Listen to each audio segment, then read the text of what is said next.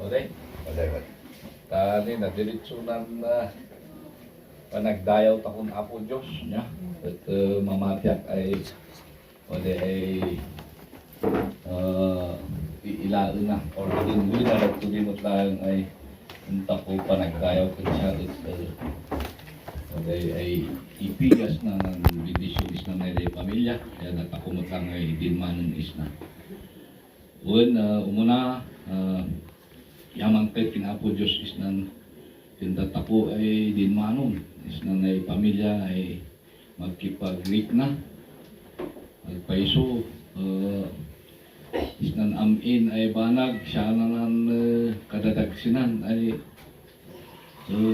lit na is nan isang ay mapukawan niya or mamaidan is nan laylay dun nas nan biyak mamatyak amin ay waray tindatapos na pinalas takumot lang na niya ay namatian tako is nan laylay dun tapos nan biyak yung kanang takot lata ay yaman kin Apo Diyos ay adita ko kanan ay inyaman takoy inmoy si Uncle ng kanan nagamin sa Bible ay in everything give thanks to the Lord nandilay din ay kanan gaya may everything bakit lagis ng simpo ay waday namay bendisyon or promotion or nangabak ka is jackpot or waday napintas ay karirik na adi na kanan ay siya dilaan ng panagyaman waday kumamot lang nga inyaman tako is nang dumanon ay sitwasyon ay dagsun man sa or problema tay siya din ang waday ay panangkarit taon Apo Diyos ay kabakilan tako ng intud na ay sitwasyon so nga kanang tako yaman kanang tako kahit ay inpabulod na niya pabulod lang ng biyag ng si Uncle Matthew is ng pamilya ay nila is ng tutunod na kakabsat na ya is na nalay ananak na pabulot iso nga kanang takot nalay ananak na kakabsat na yaman kahit kinapo Diyos ng biyag ng si Uncle Tapoy Matthew is ng matotalan ng biyag na 43 plus 25 is 68 niya at idi ilat ng dali impuyos ka baba ay option Revelation 21:4 parehas matlang nagapu kami busa hanlabi ay kuwaban is ng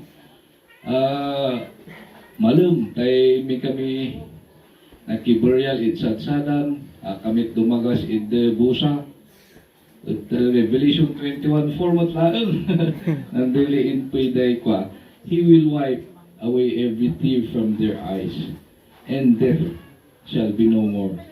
Neither shall there be mourning, nor crying, nor pain anymore, for the former things have passed away. Actually, what I gamin nandali, umununay verses sa 21 verse 3 and Maud Udi.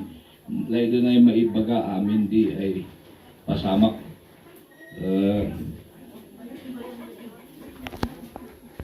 Before nandi verse 4, kananas na.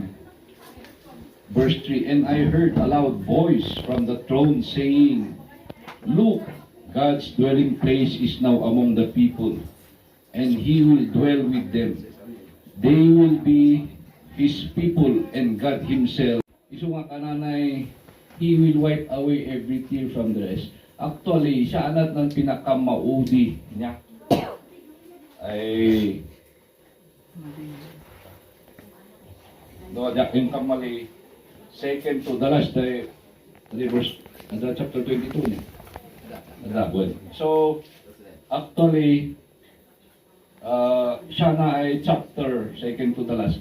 Actually na nalay chapter gamin after no mabasa ako ng the whole book of Revelation maudiyot na after ng delay 1,000 years ay panag-reign ng nilida ay nanabiyag kin Kristo, kanatikin Kristo, ay makipag-reign is ng nilida ay nabati, is ng makwani ay tribulation. So, mayat nga gamin no, wasti-wasti, mabasa ko ng delay book of Revelation, tayo isdi ng kalpasanan ng nalay makwani ay last days is di ay mapasat ako.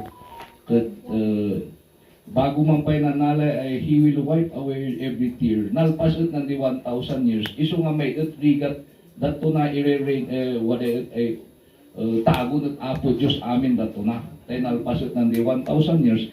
Nung bago nanalay ay kwa, masapol ay mamuanta kumot na nanalay. Eh, the new is naman pa'y bago na after nanalay, the New Jerusalem and Bride of Lamb. Nung before ay chapter, sinunan umununa bago chapter 21.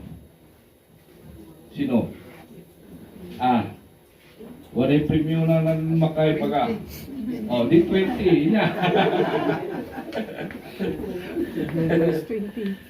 Bago ipagana ng nalay chapter 21, mabasa to ang iska chapter 20.